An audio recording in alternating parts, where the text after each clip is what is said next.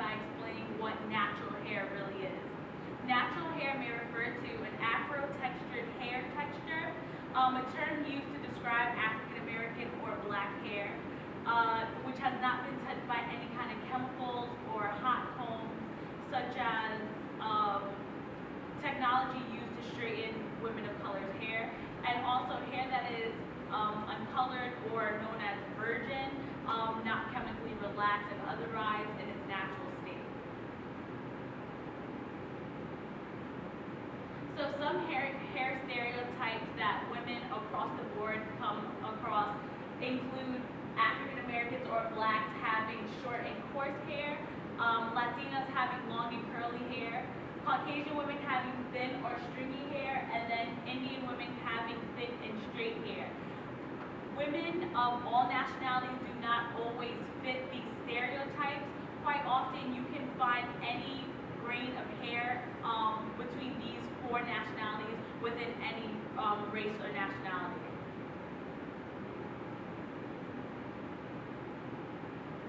So I'm going to show about 3 to 4 minutes of a documentary that I found really interesting.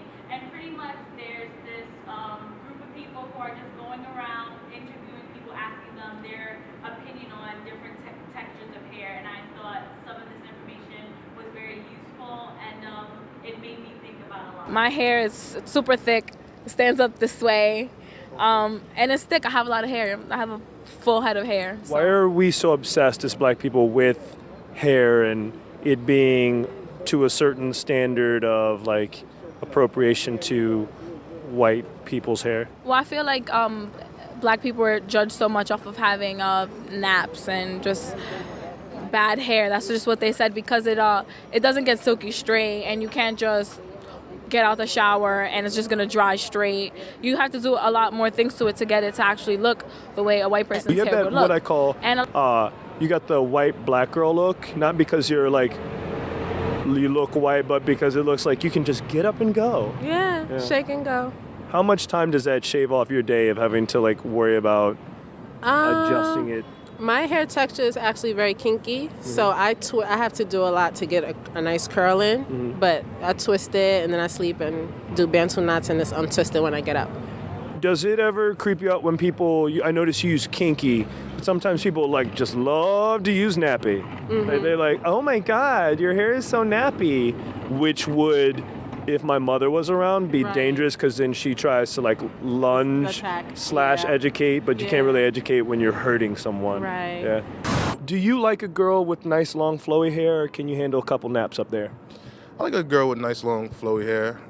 Yeah, that's What's wrong with the naps? And there are so many natural haired sisters freaking out that I said that right now. Let's save this conversation. If you're natural, I mean, do your thing. You know, like I'm not the one to judge or do anything. I have a preference, but you know, if your hair is a certain way, if the rest of your body look good, man, fuck your hair. Like, spoken like a genius. Those are just a few people off the street giving their opinion about different hair textures. I wanted to show a clip of a Caucasian woman who actually has no hair, and she decided to cut all of her hair off, and she was just stating how her hair isn't a representation of herself, that she decided to be bald and beautiful and rocking her own style. So I thought that was very important too. They didn't only ask people of color how they felt about different hair stereotypes or how they felt about their hair. They asked a variety of people, both men and women, and people of different races.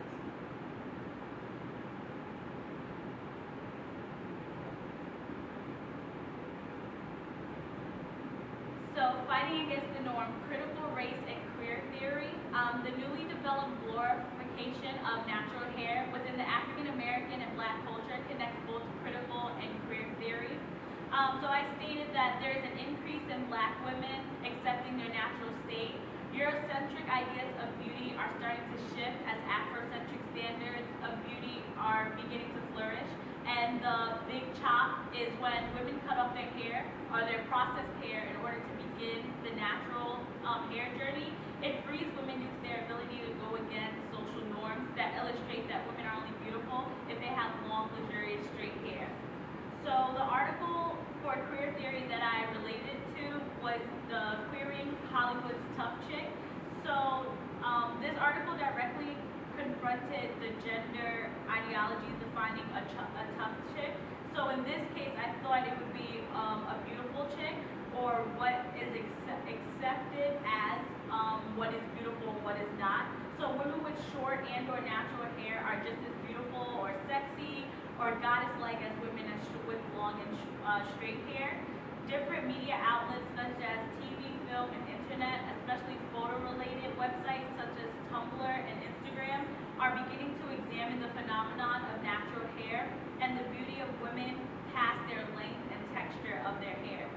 And then what I thought was also important was critical race theory. So I related it back to Jewish whiteness and blackness on Glee, singing to the tune of Post-Racism by Dabrowski. So she spoke about two different racisms, overt racism and inferential racism. So overt racism is occasionally occurs when open and favorable coverage is given to arguments and positions. So what I thought about was the way women should or should not wear their hair at work. Me being interested in politics and law, it's very often where I'm told that my hair should be a certain way. It should be neat, clean, pulled back, or just straight and dull, instead of how I am is very in a natural state. I prefer my hair to be naturally curly, naturally the way it is. But in certain business worlds or certain industries, it's not as accepted as in others. It also made me think of the news story that we watched in class about the little girl who had locks and was told to go home because she was not she was going against the school dress code. So it just shows that across the board, women of color especially are discriminated or segregated against because of the way they wear their hair or the way we choose to wear our hair, which I find absolutely ridiculous because it doesn't make us perform less or less of a person because we decide to rock our hair a certain way. And then secondly, inferential racism is when representations of events or situations related to race, whether fictional or factual, have racist premise, and enable racist statements. So some examples of that are just open, like just overly racist comments that are just thrown out there. There's really no sugarcoating of everything. It's just very much plain and blatant racism.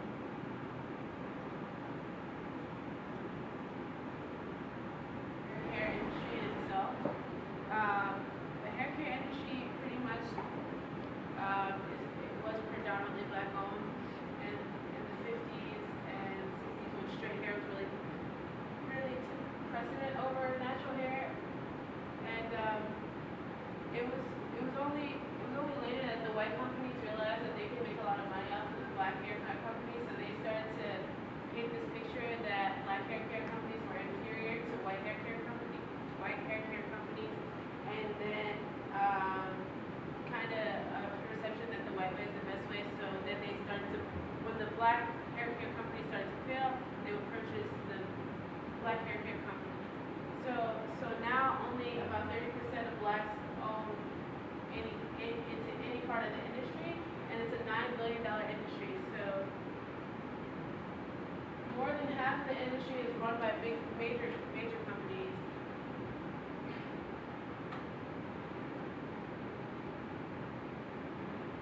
So the big hair boom came because blacks were obsessed with the European way, and some groups say that that's true, but others say that it's more self-hatred. They want to look like the superstars in the era, and I personally think that it has a lot to do with what celebrities doing or popular figures doing, like Najaah mentioned, in certain professions you can only have certain types of hair, and then black women do that, so they try to get as close as they could to other races' hair, even though they knew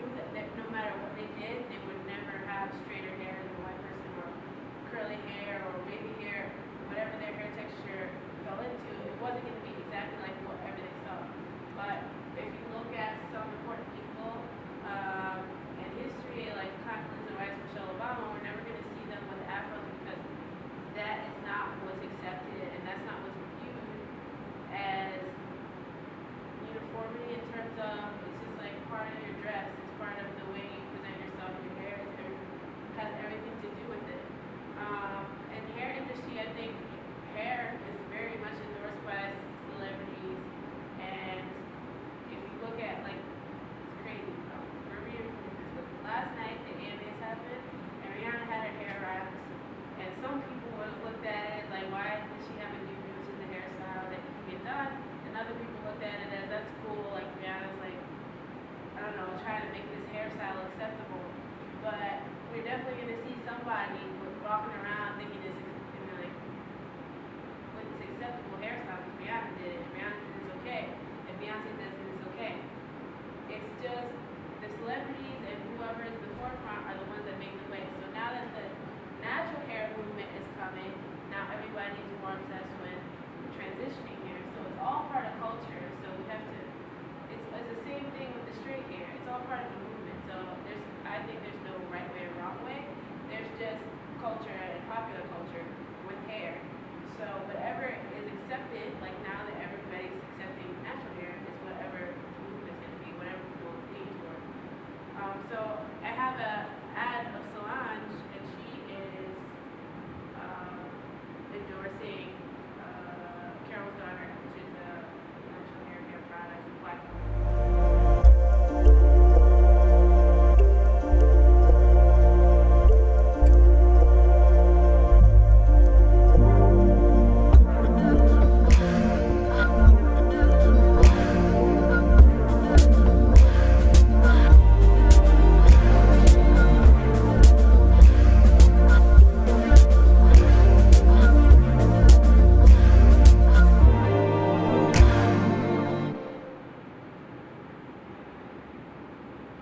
I had mentioned before, there's only about 70 black hair care companies left in general, and they make up for 30% of the $9 billion hair care market. And they are starting to, most of them have been bought out by big companies. And this is Solange's sister Beyonce in a hair color ad, which makes no sense to me because this is not even actually Beyonce's hair. So I don't know how she did it. This is a brush. A color that's vibrant. This is Feria. You in? The one and only Feria by L'Oreal. Multifaceted color that transforms you. Pure prismatic dyes for triple highlights that shimmer from every angle. Hair color that's intense, never dull, never flat. With L'Oreal's new Power Shimmer Conditioners. It won't wreck or ravage your hair. This is Feria. Say yes. Feria by L'Oreal Paris. Because you're worth it.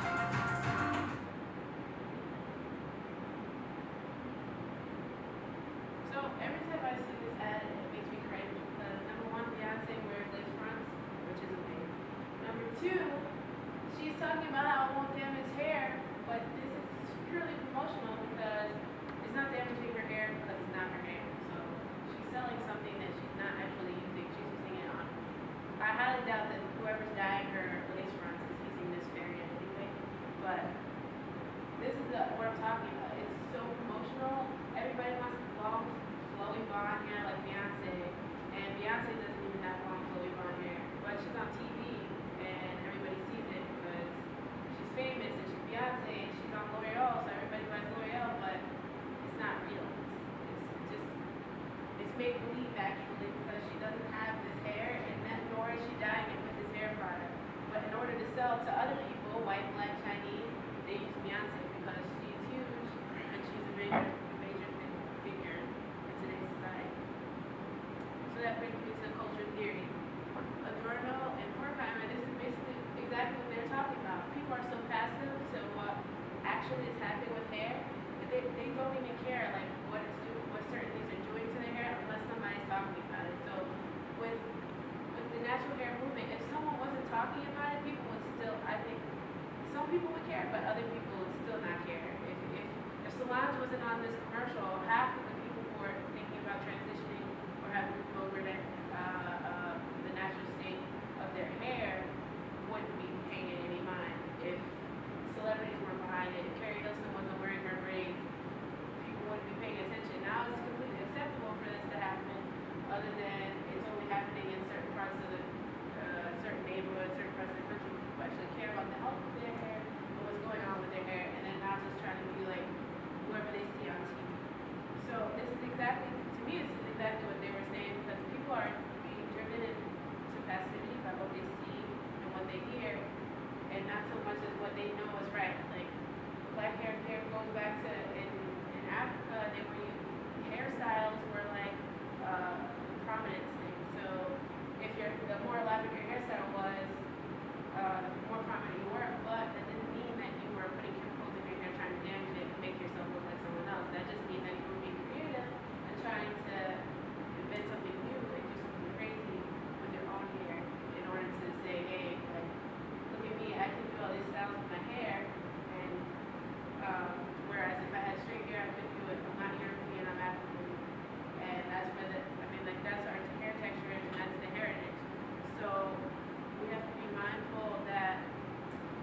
being passive when we look at as a salon, beauty salon for Beyonce, because we have to realize that would we be doing this if we didn't see this stuff on TV?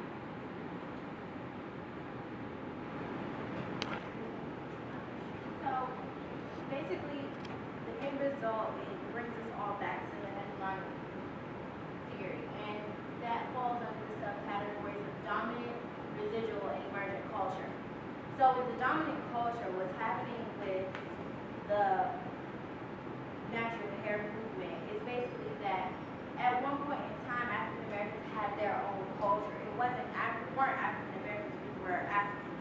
So what happened was when we came into someone else's culture, we began to go into this residual culture. We wanted to be a part of someone else's look of what they had going on because they were the hegemonic culture. They were what was best. They were what was popular. So at that time, we began to go into movement where women created creams where you were straightening your hair, pressing combs, and things like that. So your hair was no longer that of the dominant culture anymore. You're moving into this residual culture. You're moving into something new that wasn't your culture. So what happens is these things are forming, these things are becoming new, and now what we started to see was that this new culture was the norm. There weren't many women any longer wearing natural hair, wearing afros, wearing things like that. And this was around, I guess you could say, the fall of the 70s movement, when women and men were having natural hair. So now we're moving into this emergent culture. And the emergent culture is that the dominant culture is diminished. We no longer see women with natural hair. Everything is collapsed. That way of thinking is gone because what happens is we're no longer what we used to see is no longer our dominant culture. It's no longer our hegemonic view of what we should look like, of what beauty should be, and how we should see ourselves. Because we're no longer seeing ourselves as beauty. We no longer have a true culture, if that makes sense. So what I see now is we're forming back into that dominant culture again. So I guess you could say we're forming into a new residual culture where it's the flip side of things, where we're moving back towards the dominant more so than this emergent culture that is taking place. You see women who are learning more about their culture and who they were and where they come from, and then they see where that hegemonic view comes from, what we should be looking at to see what our beauty should represent rather than what other cultures' beauty should be representing. Because we get this false view, so we're damaging our hair, we're doing all these false things that shouldn't be done to our hair, and we wonder why it's falling out, why it's short, why it's these different things, because we're not properly taking care of it the way we need to be taken care of it. It's not the same texture as a Caucasian woman or an Indian woman for that matter. So what people are doing and what Carol's Daughter and other companies and salons and things like that are now promoting is this view of natural hair and how to take care of it and things like that. So what we're doing is getting rid of that emergent culture that took place and creating a new, not even a new, but going into our dominant culture that once was.